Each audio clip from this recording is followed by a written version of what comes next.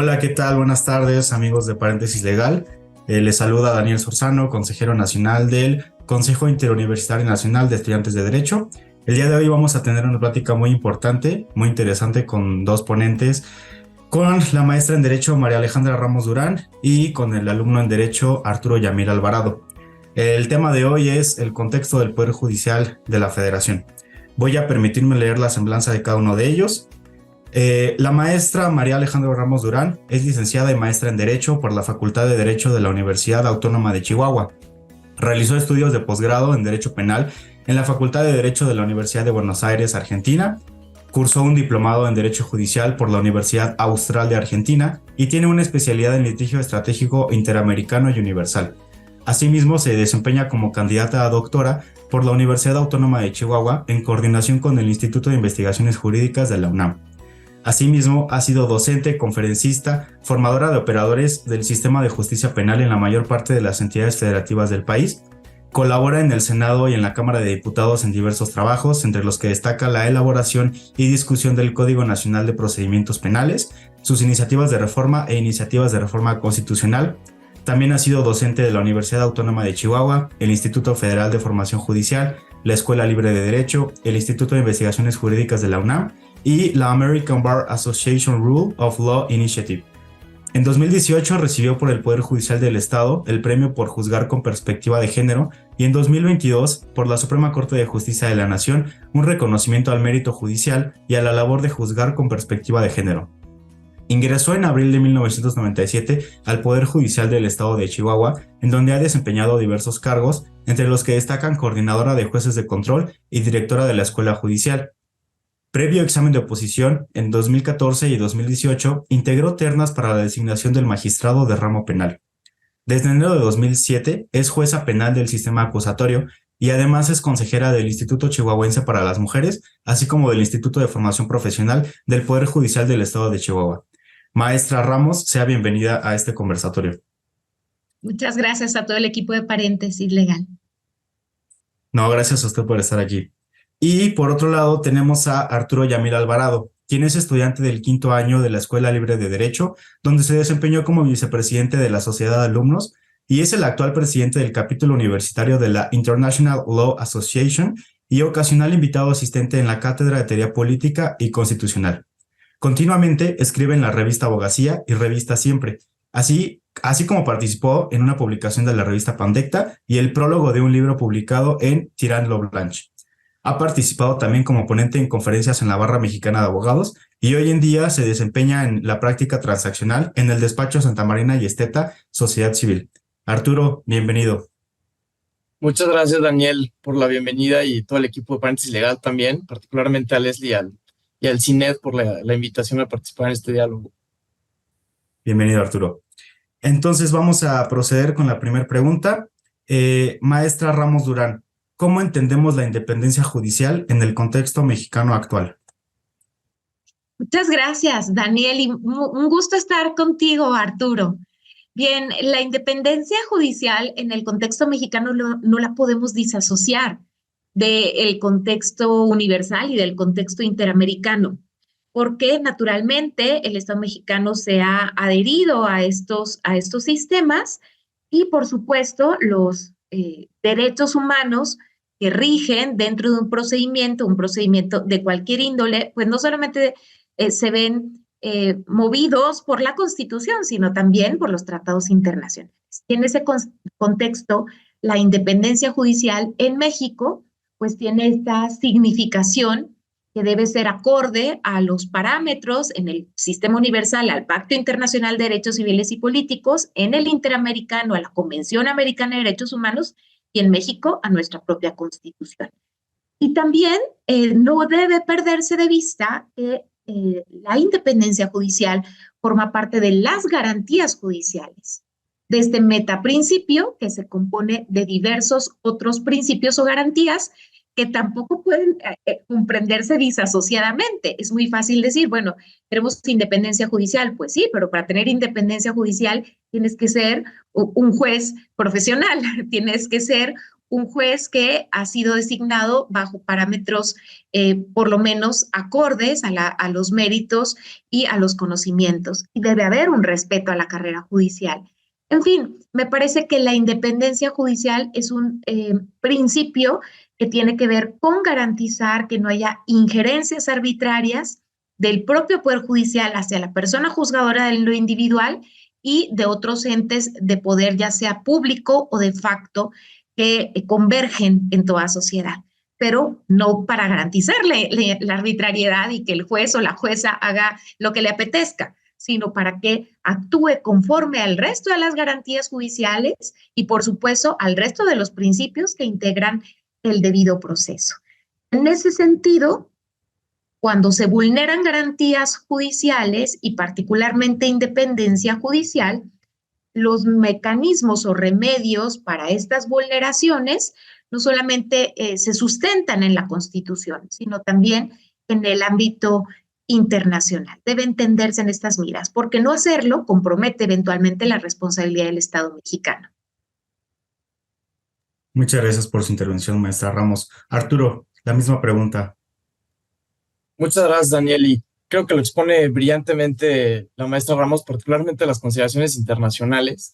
Pero pues bien, yo me gustaría comenzar por hacer referencia, por supuesto, a que la independencia judicial en México no solo es una directriz constitucional prevista, como todos saben, en el artículo 49 constitucional, división de poderes y demás, pues se tiene que interpretar de conformidad con los antecedentes políticos y legislativos en México. Particularmente haría yo referencia a la reforma de 1994 y a la de 87, cuando integramos la carrera judicial a la que ya bien hace referencia la maestra Ramos, y con la creación del Consejo de la Judicatura Federal, posteriormente en 1994. Sabemos, por supuesto, que el Poder Judicial Federal de la Federación se integra por la Corte, el Tribunal Electoral, los plenos regionales, los tribunales de circuito y los de apelación y los juzgados de distrito. Sin embargo, particularmente, este mandato de que el Consejo de la Judicatura Federal sea el encargado de administrar, disciplinar y vigilar a estos órganos que componen el Poder Judicial de la Federación es, yo creo, que la principal vertiente o la principal fuerza de la independencia judicial.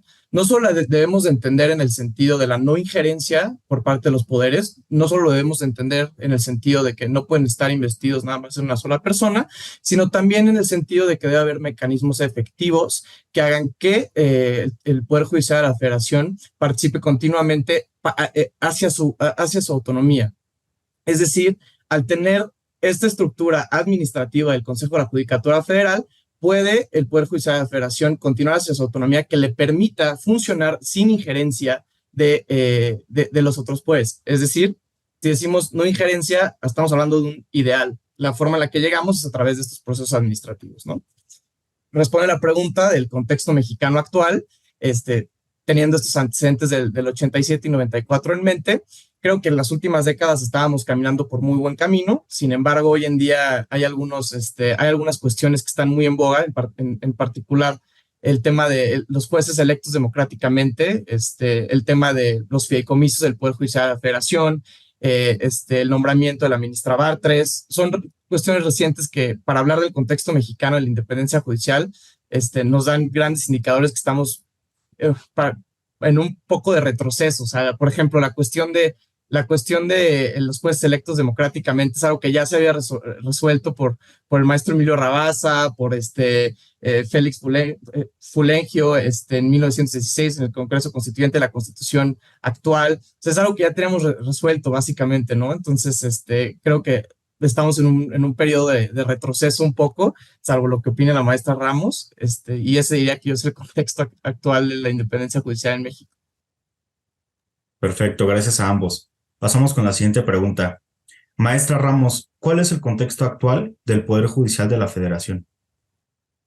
Muchas gracias. Bien, vemos un contexto que pareciera antagónico para algunas categorías judiciales o para todas las categorías judiciales, con excepción de los ministros y las ministras de la Suprema Corte.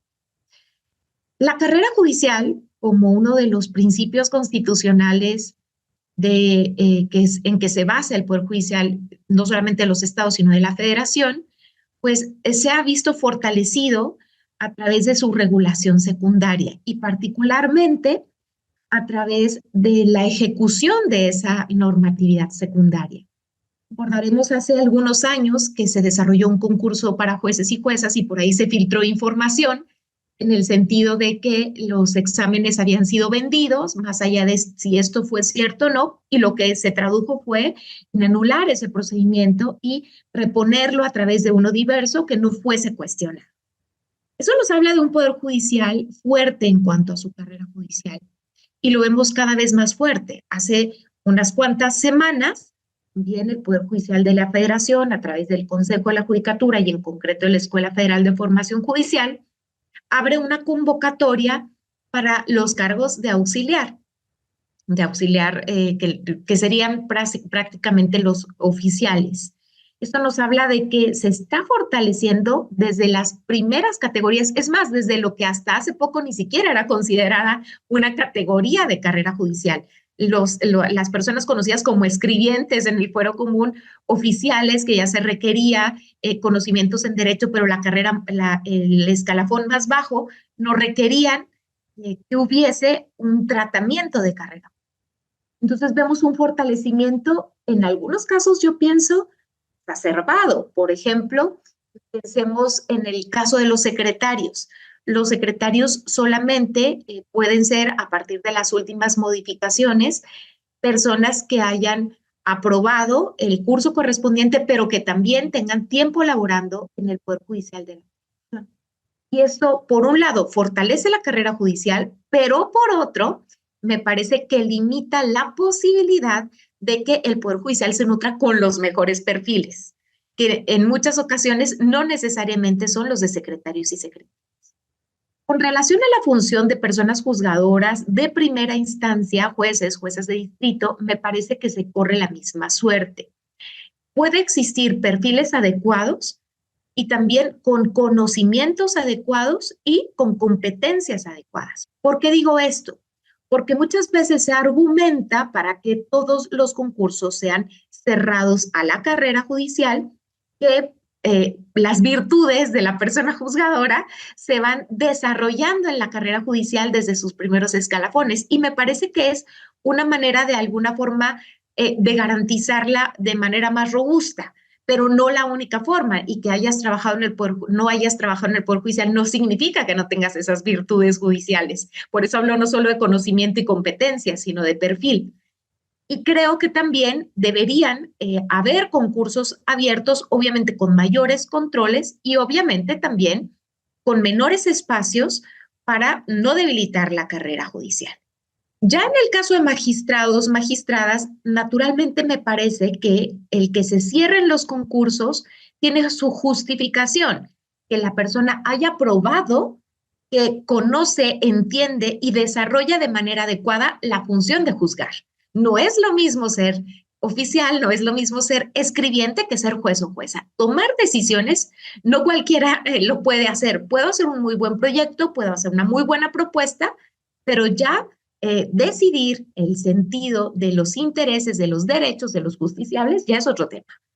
Y también es otro tema en materia de independencia judicial. ¿Cómo resisto los embates en contra de la independencia que se presentan de muchas formas, no solo con el telefonazo, no solamente con la mañanera, se reciben de muchas formas? La opinión pública, por ejemplo, que difícil es liberar a una persona a la que se le atribuye un secuestro, aunque nadie esté presionando en lo individual, esa presión que se genera en el contexto. Y después de esta carrera judicial muy fortalecida a través de la ley de carrera judicial, a través de la Escuela Federal de Formación Judicial, que además cabe decir, también, al menos no en el último concurso, pero de magistrados y magistradas, pero sí en otros, también buscó acortar la brecha de género, o sea, muy democrática, entendiendo las dificultades de las mujeres funcionarias judiciales. Pero luego vemos un panorama que parece inentendible dentro del mismo poder, que es la designación de ministros, ministras, bajo una lógica que ya no después de que nuestra Constitución fue adoptada en 1917, que ya no tiene sentido precisamente por el desarrollo de las garantías judiciales. Un procedimiento eminentemente político que no está dotado de mecanismos de control que garanticen que los mejores perfiles, los que tienen mayor conocimiento y los que tienen mayores competencias, no solo en la función jurisdiccional, en la visión de Estado también, porque se deciden cuestiones de Estado. Y no hay un mecanismo para que lleguen las mejores personas, sino las personas que convienen al poder político y con gran injerencia, una fuerte injerencia y digamos una función decisiva, como lo vimos en la última decisión del Ejecutivo Federal. Perdón por haberme ampliado un poquito de más en esta respuesta, pero sí creo que hay que ir distinguiendo cada una de las categorías porque tienen sus peculiaridades. Gracias. No se preocupe, maestra. Arturo, por favor, adelante. Gracias, Daniel. Igual, no suena repetitivo, pero creo que justo el tema con el que terminaba la participación anterior respecto de la carrera judicial, que es el eje principal de la independencia judicial, a mi parecer, creo que la maestra Ramos toca puntos muy claves, ¿no? A ver, ¿cómo hacemos la forma en la que esta disyuntiva o aparente disyuntiva entre perfil y conocimiento y capacidad, cómo hacemos que el acceso a los cargos del Poder Judicial sea, sí, abierto a todo el mundo, pero permita que solo los mejores perfiles tengan acceso a esos puestos? Es una discusión que sí se va a llevar en los niveles jerárquicos más bajos, pero la pregunta hoy en día es, ¿qué hacemos con los que están a la cabeza, no? O sea, el hecho de que no haya requisitos constitucionales para garantizar, más allá de los años de ejercicio, el título de licenciado en Derecho, la propuesta, la terna, la elección del Senado y demás, que sea eminentemente político este proceso para elegir a los ministros de la Corte, creo que tinte y abre las puertas a lo que hoy vivimos. O sea, se veía muy lejano porque es la primera vez en ciento y tantos años, desde la Constitución de 17, que yo tenga conocimiento, antes no sabía no sé si haya pasado antes de la Constitución de 17, que se haya llegado al supuesto en el que el presidente pueda hacer uso de esa facultad de designar prácticamente con libertad absoluta a un ministro de la Corte, en este caso a la ministra Batres. El hecho de que no tenga experiencia judicial, creo que ahí da el ejemplo práctico de esta disyuntiva entre perfil y conocimiento y capacidad. Podrá tener un perfil maravilloso políticamente, podrá haberse formado en mítines políticos, en manifestaciones y en lucha social, y tener este carácter eminentemente poblacional y democrático, la ministra del pueblo, como se hizo llamar. Sin embargo, creo que el ejemplo clarísimo de por qué necesitamos también conocimiento y capacidades que no sepa distinguir entre suspensión provisional y definitiva, ¿no? O sea, creo que eso lo vamos a vivir muchísimo los próximos 15 años. Entonces, si bien puede haber perfiles que suman muchísimas perspectivas en el Poder Judicial, creo que el tener un perfil social, político o económico de cualquier otra índole que no sea jurídica, creo que hace un desastre en el Poder Judicial. O sea, no podemos poner en manos de alguien que no tenga conocimiento previo jurídico, formación jurídica al mando de resolver los asuntos que pueden incumbir el patrimonio, la vida, la libertad de las personas, ¿no? O sea, es un tema que necesariamente debe de haber formación, no necesariamente judicial, pero sí jurídica, y creo que lo político va mucho más allá. O sea, dejando de lado las cuestiones políticas, o sea, es decir, la deferencia al legislador, que ellos sí son eminentemente políticos y el poder legislativo es quien nos da nuestras leyes, la práctica jurídica de interpretación, argumentación y por lo menos tener algún tipo de formación ideológica sobre cómo resolver las cuestiones que son presentadas ante una persona juzgadora es esencial. Y no solo esencial para las posiciones de jerarquía inferior, sino a quienes están a la cabeza del Poder Judicial de la Federación, ¿no? Perfecto, muchas gracias por su participación de nuevo. Vamos con la tercera pregunta, maestra Ramos. ¿Es necesario el activismo judicial? Muchas gracias, Daniel. Me encanta esta pregunta y la respondería diciendo una frase muy común. Ningún derecho humano ha sido reconocido por concesión graciosa del Estado.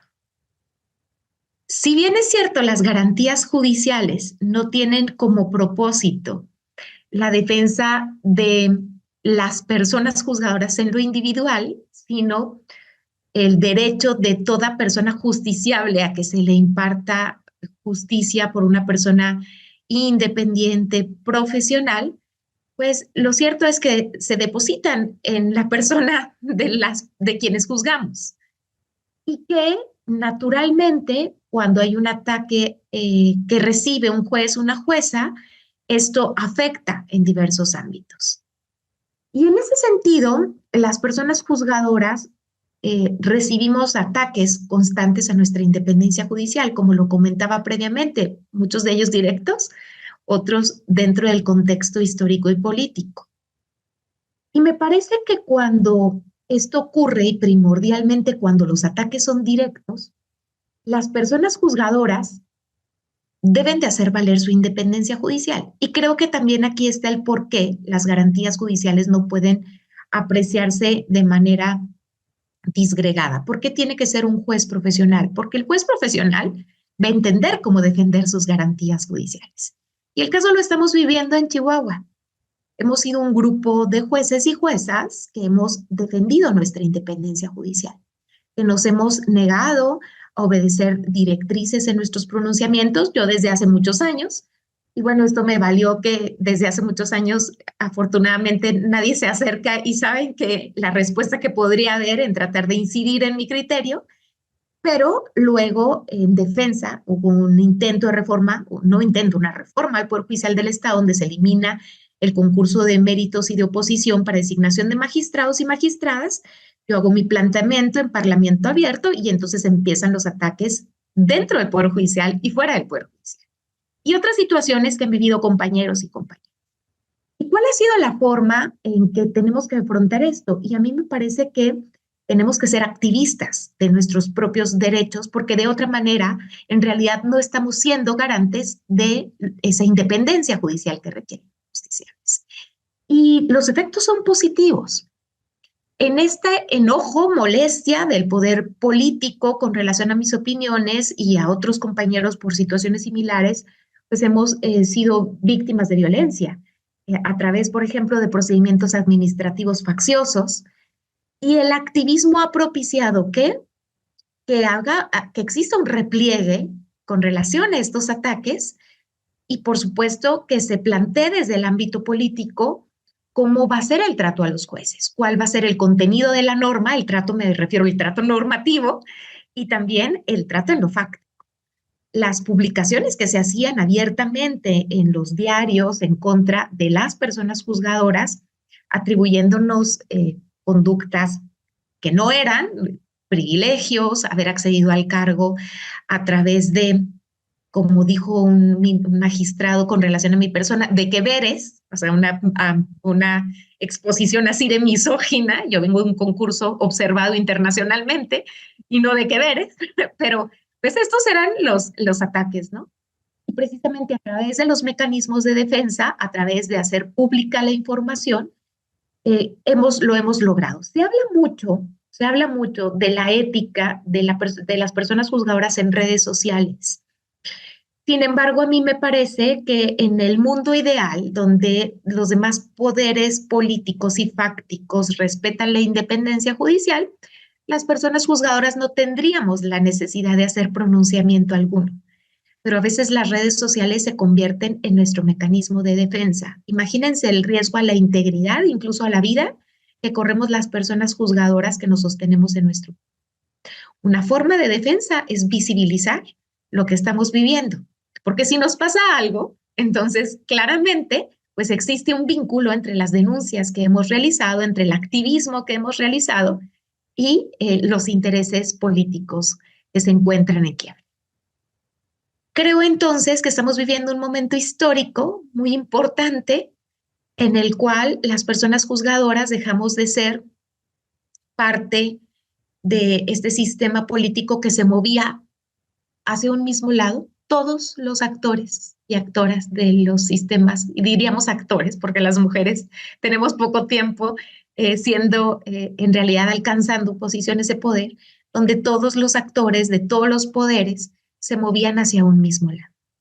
Y ahora que hay más equilibrios, desarrollo de los derechos humanos, desarrollo de los principios constitucionales, me parece que estamos viviendo una situación histórica y que los jueces y las juezas no podemos quedarnos de testigos de ver cómo se ataca y se destruye la independencia judicial. Si queremos preservarla, tenemos que ser activos y tenemos que ser activos ajustándonos a nuestra ética, pero sin dejar perder y sin dejar pasar las herramientas a nuestro alcance para poder visibilizar la importancia y los ataques que existen con relación a la independencia judicial. Muchas gracias, jueza. Arturo, adelante, por favor. Gracias. Pues comenzaría definiendo que el activismo judicial hay que problematizarlo a raíz de la oposición que presenta Ricardo Guastini entre lo que se conoce precisamente como judicial activism y por otro lado judicial restraint, que son dos lógicas completamente distintas en el sentido de que la primera se refiere a este papel más activo de los juzgadores, de tomar por voluntad propia o valentía a lo que Wayne se refiere como cualquiera de estos dos caracteres en el activismo judicial, ya sea la protección de grupos históricamente denigrados o históricamente racializados, o tratar de detener abusos de los otros dos poderes. Para el juez Wayne, estas son las dos vertientes del activismo judicial. Por el otro lado, el judicial restraint se refiere principalmente a que los jueces son aplicadores del derecho, la boca de la ley, es decir, deferencia al legislador completamente, que es algo que al menos una de nuestras ministras ya anunció que va a hacer los próximos 15 años, a conveniencia. Entonces, tenemos esta lógica entre dos ideas contrapuestas que también representa dos interpretaciones del derecho, como dinámica o como estática. Interpretando al derecho como estática, nos dice Guastini que por supuesto debemos atender al judicial restraint si entendemos que el derecho es un conjunto de normas coactivamente ejecutables, y ese es el punto final.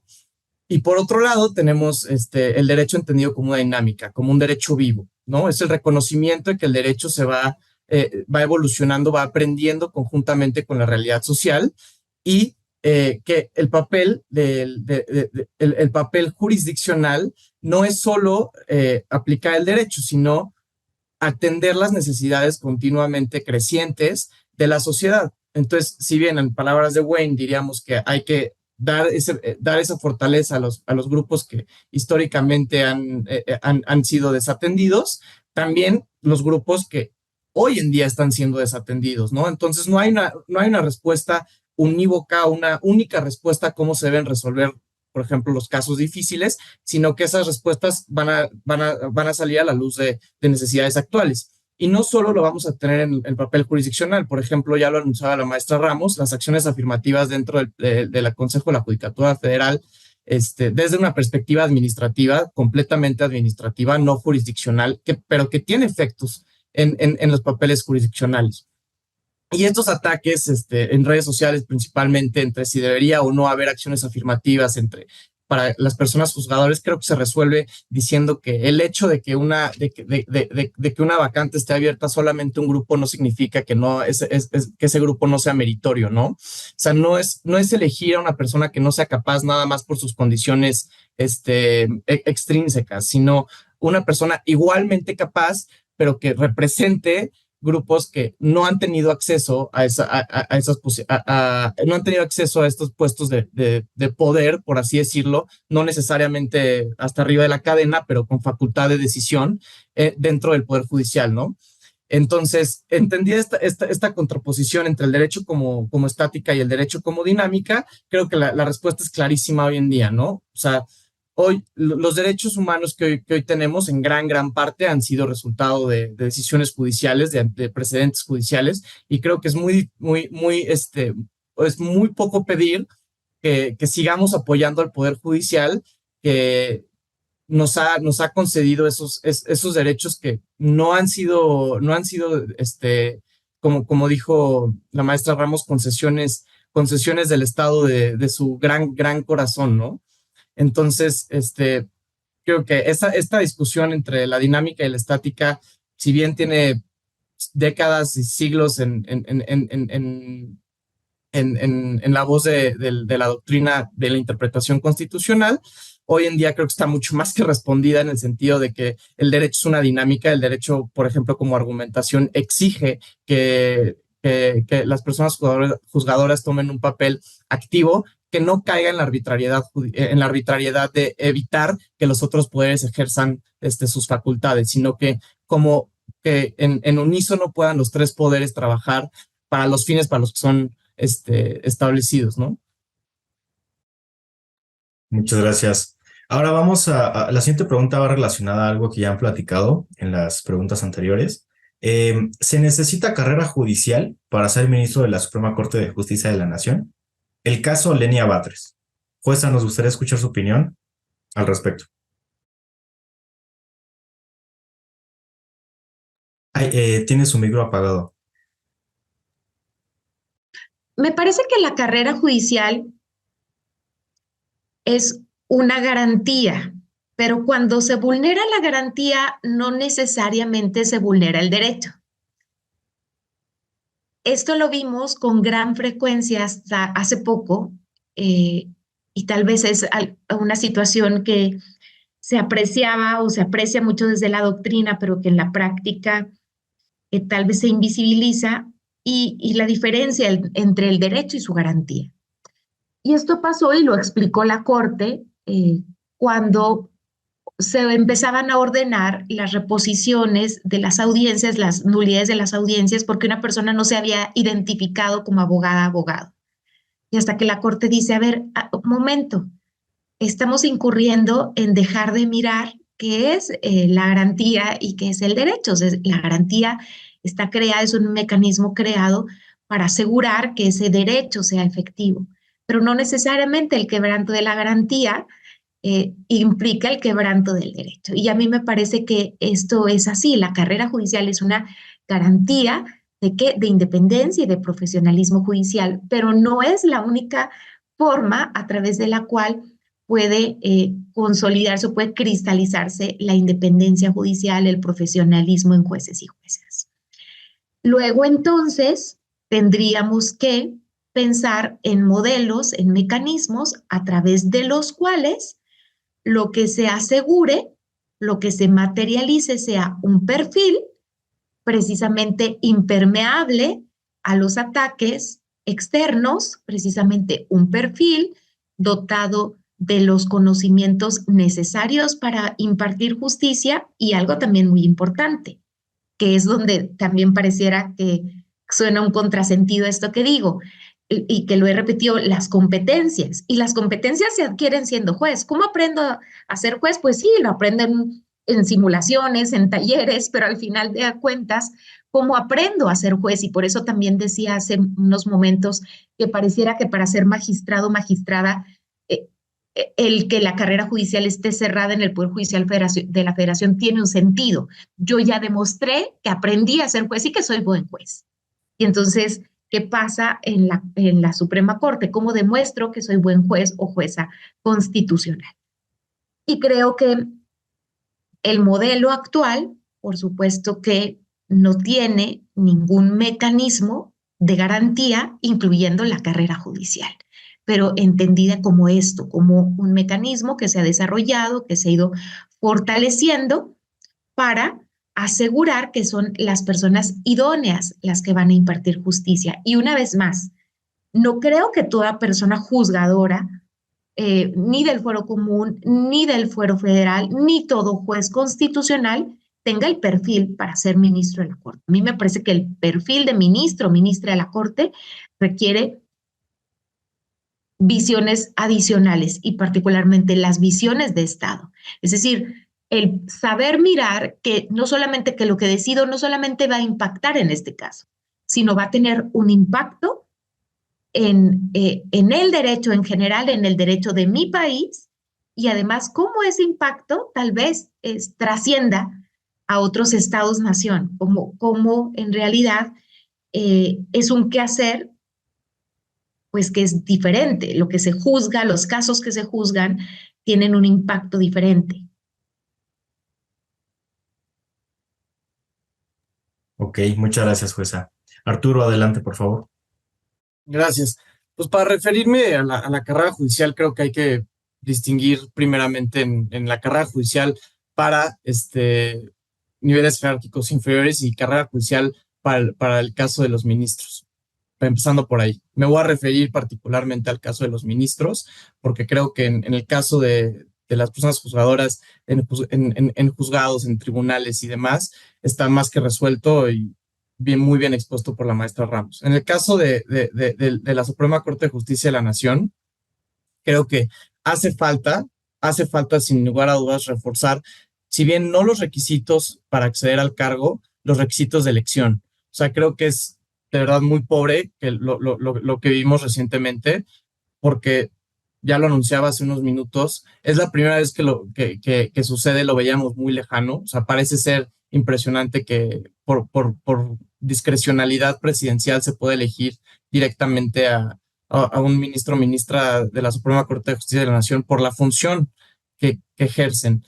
O sea, la trayectoria de un Estado, de la interpretación de la Constitución, no puede estar en manos de alguien que haya sido elegido por el Ejecutivo. O sea, eso es un rompimiento absoluto de la independencia de cualquier poder. O sea, es una injerencia indirecta masiva. ¿Y a qué me refiero con esto? Si bien tenemos estos mecanismos de elección democrática indirecta que nos permiten que haya una participación, por ejemplo, del Senado en la elección de ministros o demás cargos dispersos a lo largo de la Constitución. En el caso de la Suprema Corte de Justicia de la Nación se requiere específicamente porque si bien debe haber pluralidad de visiones que permitan la crítica internamente dentro de la Corte hacia cómo se deben resolver los asuntos desde perspectivas, sí, jurídicas puristas, por así decirlo, sociales también, económicas, incluso políticas, no puede haber una visión que sea estrictamente política, ¿no? O sea, el hecho de que sea una visión estrictamente política rompe con la seguridad a futuro de la resolución de los casos. Cuando tenemos absoluta certeza, por decirlo así, intuitiva, porque no hay forma de comprobarlo, de cómo se van a resolver los asuntos que caigan en determinada sala, porque ya sabemos quiénes están afiliados o quiénes son partidarios o de cierta forma, de cierta forma, simpatizantes del poder ejecutivo actual, ¿cómo se van a resolver? Eso no da lugar a la crítica, eso no da lugar a la discusión de los asuntos, eso no da lugar a una pluralidad, incluso cultural, respecto de los asuntos de más importancia en el Estado.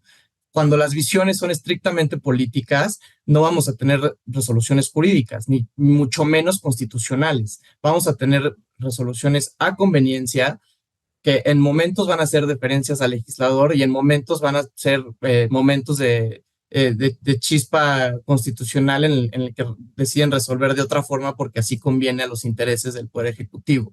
Entonces, para responder el tema de la carrera judicial, creo que si bien no es necesaria para acceder no debería ser necesaria para acceder al puesto de ministro, precisamente porque el perfil de un ministro no es necesariamente el de un juzgador de carrera, sino de un profesional del derecho con visión estatal y constitucional y democrática, con matices.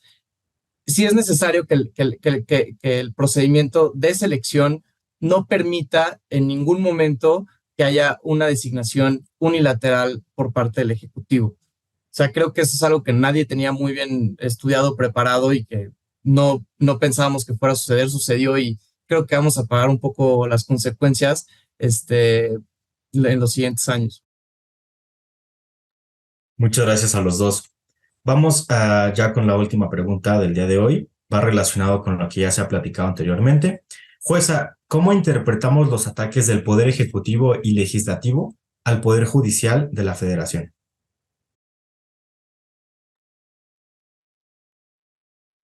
Bueno, Daniel, lo interpretamos como lo que ha ocurrido siempre, solo que ahora eh, a los ojos de la ciudadanía. Pensamos que este es el único momento de la historia en el que la persona titular del Ejecutivo, el presidente de la República, busca incidir sobre la Suprema Corte y la respuesta es no. Lo que pasa es que con anterioridad, pues había grupos hegemónicos en el poder. Y en ese sentido, a mí me parece que cambiar la lógica de la democracia en México ha costado demasiado. Cuesta renuncias a las que muchos protagonistas políticos no están dispuestos a renunciar. Y entonces, en este cambio de visión, no solamente constitucional, sino cambio de visión de cómo asumo la carrera judicial, pues entonces, y la independencia judicial particularmente, pues entonces hay como un choque de trenes que debimos haber visto desde hace mucho tiempo. Veíamos una corte constitucional que avalaba criterios tales como la violación entre cónyuges. Y bueno, pues naturalmente esto tenía que ver con conservar un orden social patriarcal.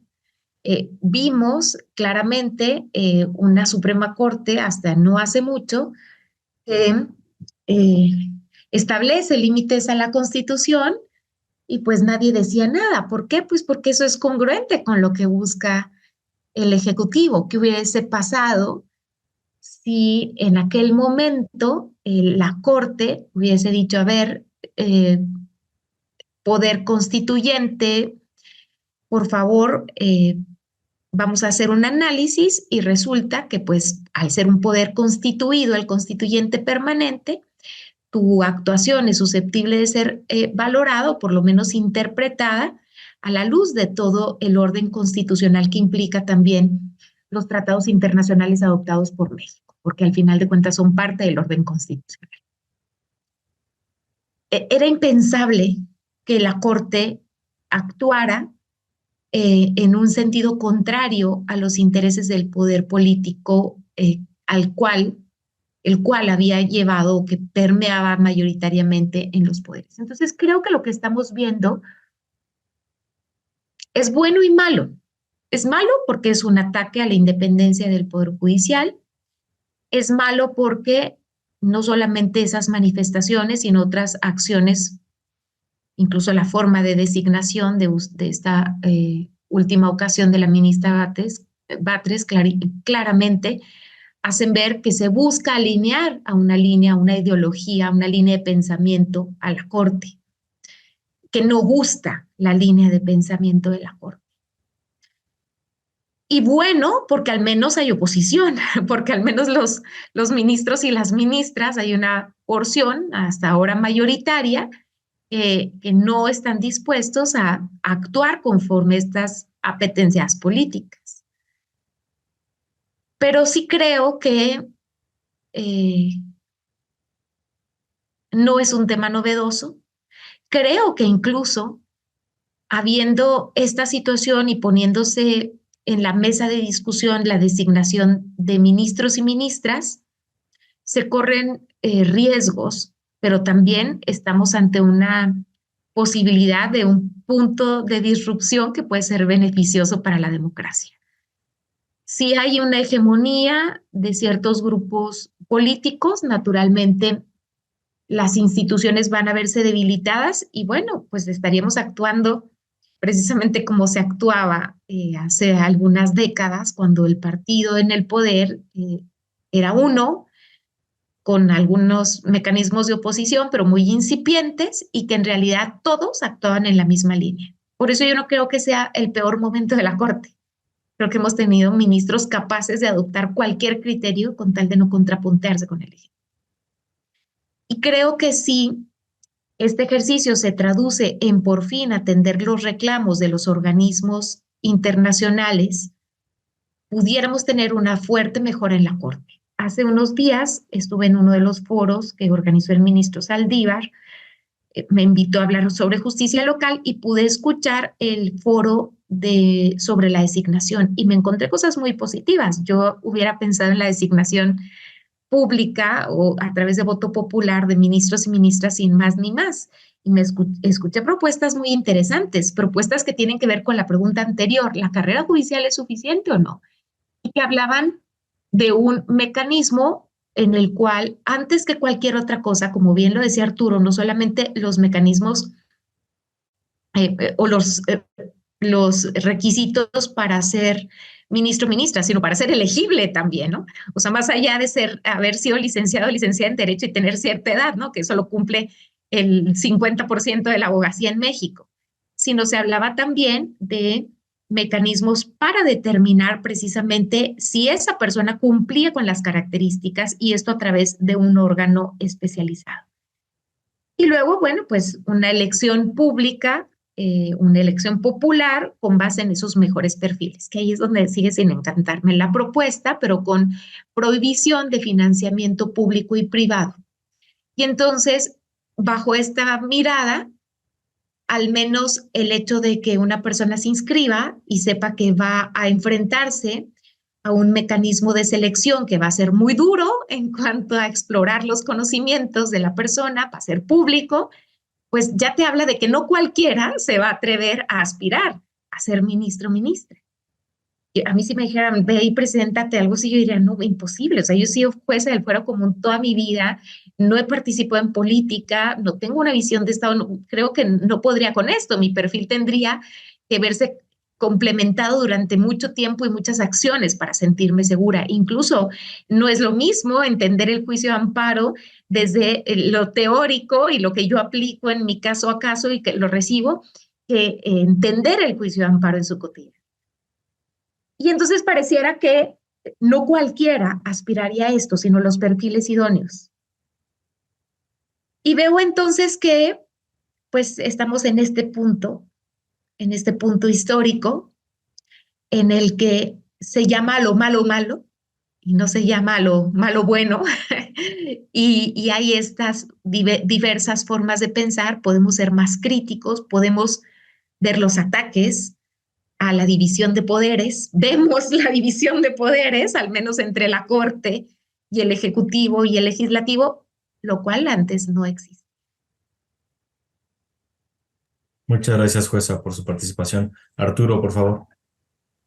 Gracias.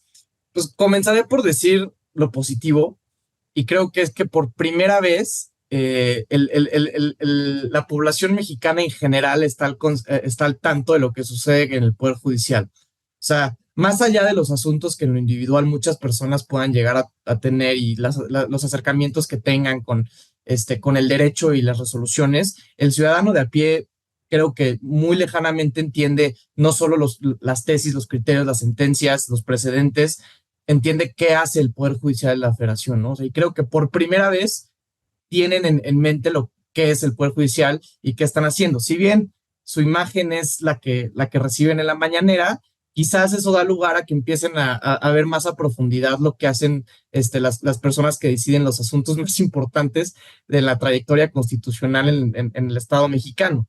Entonces, por lo menos están volteando a ver. Hay que reconocer que en nuestro foro de abogacía y en cierto sentido de sentir que todo el mundo es el derecho y que todo el mundo sabe lo que está sucediendo, dejamos ese factor social muy de lado. O sea, estas cuestiones, por ejemplo, de la naturaleza antidemocrática de los derechos humanos, perdón, lo hemos venido desarrollando muchísimo tiempo, pues desde antes de Ferrajoli, particularmente con Ferrajoli, explotó esta idea de la naturaleza antidemocrática de los derechos, porque son construcciones jurisdiccionales de las últimas décadas, pero las personas de a pie no comprenderán eso. O sea, para ellos el hecho de tener la pena de muerte como propuesta política para muchos sonará muy bien, ¿no? O sea, no por nada se volvió muy, muy popular cuando el Bronco quería cortar manos, ¿no? O sea, ese tipo de cosas las personas no las conocen, no tiene acercamiento. Entonces, empezaría por decir que el hecho de que el Poder Judicial empiece a estar en boca de la gente es algo positivo, aunque la imagen que les den no sea la correcta, pero es positivo. Y por otro lado, creo que también es positivo que haya una visión crítica entre los poderes. O sea, no pueden trabajar en la asunción en la omisión de su existencia. Es decir, yo soy poder legislativo y pretendo que no existe el judicial y el ejecutivo, yo soy ejecutivo y pretendo que no existe el judicial y el legislativo, y de la misma forma para el judicial con el legislativo y ejecutivo. No pueden nada más pretender que no existen en aras de la independencia judicial y autonomía de los tres poderes, sino que tienen que trabajar conjuntamente. Entonces, hoy en día tenemos un ejecutivo y legislativo casi unipartidista, entonces creo que al menos para la visión contraria a la que yo mantengo, personalmente comprendo la visión de que quieran que la Corte sea una suerte de tercer jugador en el equipo que pueda hacer que el plan de transformación se lleve a cabo, y por eso necesitan que la Corte coopere. Sin embargo, en un contexto de tribunal constitucional moderno, tomando como ejemplo el alemán, el colombiano, creo que no hay lugar a dudas de que la Suprema Corte nunca va a ser un tercer equipo de ningún partido, va a ser siempre un garante de la Constitución y del espíritu constitucionalista del pueblo como en abstracto. O sea, no dando preferencia ni partido a ninguna ideología actual. Sí reconociendo necesidades reales y actuales de la sociedad, por ejemplo, el activismo judicial tratándose de grupos vulnerables, que es necesario, pero con esta matiz de no jugar en favor solamente de un partido, y porque tienen esta propuesta hay que resolver de cierta forma, ¿no? O sea, hay que hacer la vista gorda, o en esto interpretamos con deferencia al legislador, en esto decimos, es que el código dice esto y pues la verdad es que no hay para dónde hacerle, y en esto decirlos, no, es que el espíritu de la ley es otro. No, que sean decisiones constantes, proteccionistas de la Constitución. Para eso es un tribunal constitucional. Y la Constitución, refiriéndome en términos amplios, o sea, integrando también nuestras leyes, la ley fundamental, los tratados internacionales en materia de derechos humanos o que contengan derechos humanos, los criterios de las cortes internacionales se deben de integrar en un tribunal constitucional. La ministra Loretta justo lo decía recientemente en un empuje quizás un poco más visceral de cómo es posible que nos llamemos Tribunal Constitucional y no apliquemos los instrumentos internacionales. O sea, nuestro orden jurídico no se integra nada más por el orden nacional, ¿no? Entonces, los tribunales constitucionales a eso deben de atender, a las normas fundamentales nacionales e internacionales, pero no a partidos políticos, nunca. Entonces, yo con eso concluiría que los ataques tienen su lado positivo, pero no pueden incidir en exigir de, oye, participa conmigo, o sea, apóyame porque este es mi plan político para el país. No, el papel de la Corte es proteger a la Constitución y punto final, ¿no? Perfecto. Pues muchas gracias a los dos por su participación. Gracias a nuestros amigos de Paréntesis Legal por este espacio. Les recordamos que este espacio es posible gracias a una alianza entre el CINED, el Consejo Interuniversitario Nacional de Estudiantes de Derecho, y Paréntesis Legal. La idea de estos espacios es que tengamos la opinión de una abogada o una persona juzgadora o servidora pública con experiencia jurídica y un estudiante de Derecho, para escuchar dos perspectivas distintas, tanto la de un estudiante como la de un abogado ya experimentado. Entonces les agradecemos mucho por acompañarnos en esta sesión y les mandamos un abrazo.